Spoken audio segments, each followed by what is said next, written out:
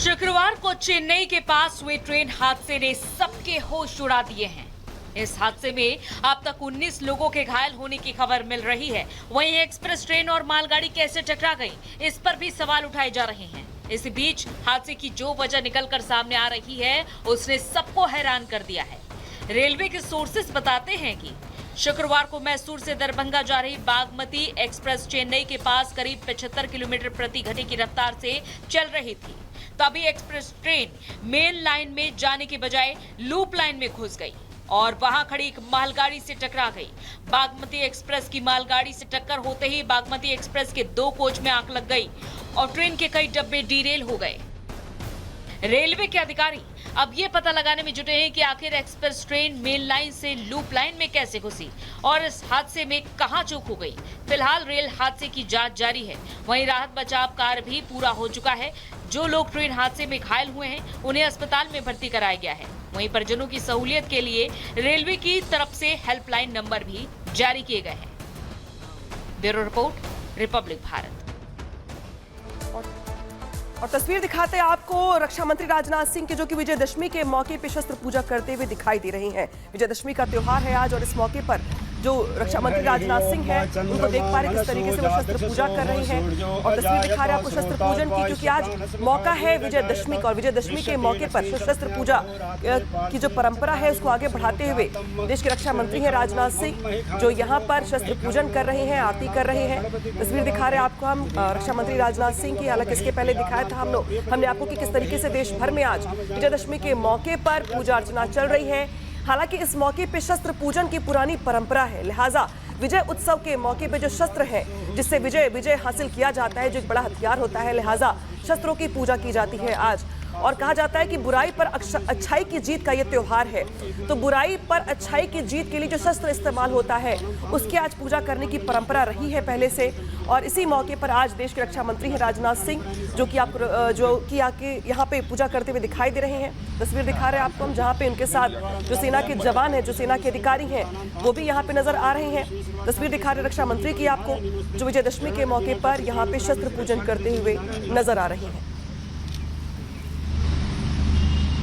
तो ये तस्वीर आपको दिखा रहे हैं रक्षा मंत्री राजनाथ सिंह की तस्वीर, जो शस्त्र पूजन करते हुए नजर आ रहे हैं। तो आज देश भर में विजयादशमी की धूम दिखाई दे रही है और आज के दिन मान्यता ये है कि शस्त्र की पूजा करने की, और यही वजह है कि आज जो है हर जगह शस्त्र की पूजा की जा रही है। और इस वक्त रक्षा मंत्री राजनाथ सिंह भी पूजा करते हुए शस्त्र की नजर आ रहे हैं। इससे पहले हमने तस्वीर आपको दिखाई थी RSS प्रमुख जो नागपुर में शस्त्र पूजन करते हुए नजर आए थे, और अब ये तस्वीर सामने आई है राजनाथ सिंह की, जो शस्त्र पूजन करते हुए नजर आ रहे हैं। तो आज देश भर में विजयादशमी की धूम दिखाई दे रही है। आज आपको बता दें कि भगवान राम ने रावण का वध किया था और इसके बाद से ही लगातार जो है इस दिन को बुराई पर अच्छाई की जीत के रूप में मनाया जाता है, असत्य पर सत्य की जीत के रूप में मनाया जाता है। और इसी बीच आपको बता दें कि परंपरा ये भी है कि शस्त्र का पूजन किया जाता है। और किस तरीके से देखिए शस्त्र को माथा टेकते हुए राजनाथ सिंह यहाँ पर नजर आ रहे हैं। तो विजयादशमी उत्सव का मौका, इस मौके पर शस्त्र की पूजन की भी तस्वीर हम आपको दिखा रहे हैं। रक्षा मंत्री राजनाथ सिंह इस वक्त मौजूद हैं और शस्त्र पूजन वो करते हुए दिखाई दे रहे हैं। तो शस्त्र विजय उत्सव है ये, जहाँ पे रक्षा मंत्री राजनाथ सिंह यहाँ पे शस्त्र पूजा कर रहे हैं। शस्त्रों की पूजा करने के बाद उन्होंने पहले आरती की, इसके बाद प्रणाम करते हुए वो पूजा करते दिखाई दे रहे हैं। पर फिर से मुसलमानों को भड़काने का प्रयास किया है, उकसाया है और बड़ा बयान दिया है। ओवैसी ने कहा कि अगर ये बिल आया तो मुसलमानों की जमीनों पर सरकार का कब्जा हो जाएगा, जो जमीनें हैं मुसलमानों की वो छीन ली जाएंगी। क्या कुछ कहा गया उनकी ओर से, रिपोर्ट में दिखाते हैं।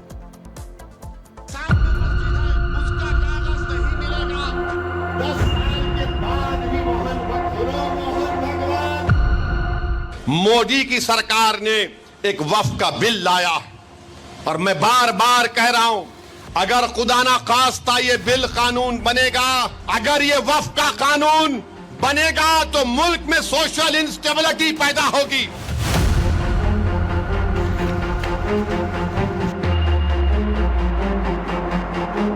हम एक मस्जिद को खो चुके हैं मोदी, अब कोई मस्जिद कब्रिस्तान को नहीं खोएंगे।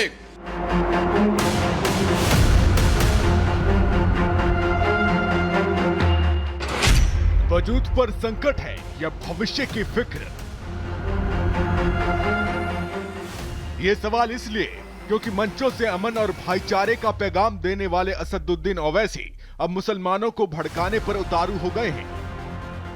फॉर्मूला है वक्फ बिल के जरिए मुसलमानों को भड़काने का, और मकसद है मुसलमानों को देश के प्रधानमंत्री के खिलाफ उकसाकर सियासी फायदा कमाने का। सुनिए वक्फ कानून के नाम पर ओवैसी कैसे मुसलमानों को भड़का रहे हैं।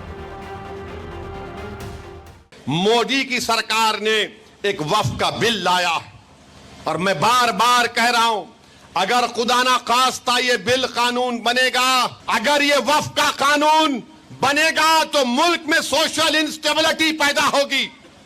हम भारत को 1980 और 1990 के दहे में लेकर जाएंगे। हम एक मस्जिद को खो चुके हैं मोदी, अब कोई मस्जिद कब्रिस्तान को नहीं खोएंगे। मेरे अजीज दोस्तों और बुजुर्गों, ये कानून मोदी बनाना चाहते हैं। बताओ आप कितना जुल्म निफरत इन लोगों में मुसलमानों के ताल्लुक से है। क्यों बना रहे हैं कानून आप? नहीं, वक्फ को अच्छा करने बना रहे। कौन सा अच्छा कर रहे हैं आप?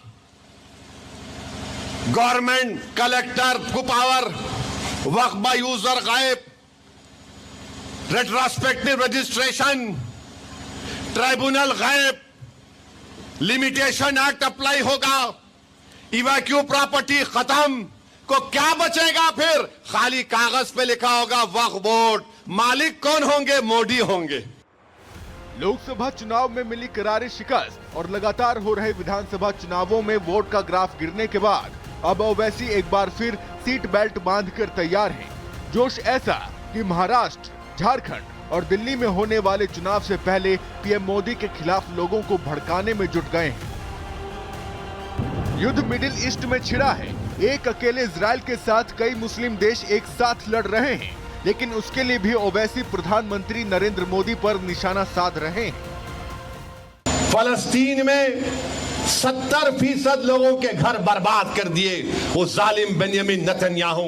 अल्लाह उसको गारत करे, अल्लाह उसको जहन्नम का कुत्ता बनाकर जहन्नम में डाले।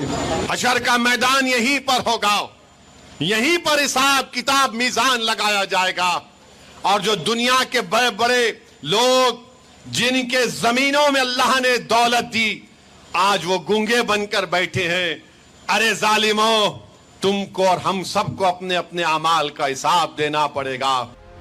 ओवैसी के इस भड़काऊ बयान के पीछे एक सच्चाई ये भी हो सकती है कि ओवैसी की पार्टी AIMIM और नगीना के सांसद चंद्रशेखर की आजाद समाज पार्टी यूपी की 10 सीटों पर होने वाले उपचुनाव में गठबंधन करके लड़ सकते हैं। और ऐसे में माना जा रहा है कि ओवैसी चुनाव से पहले अपनी सियासी जमीन तैयार कर रहे हैं ताकि मुसलमानों को बरगलाकर वो मुसलमानों का वोट हासिल कर सकें और दलित मुस्लिम गठजोड़ से अपनी सियासत चमका सकें। Bureau report, Republic Bharat.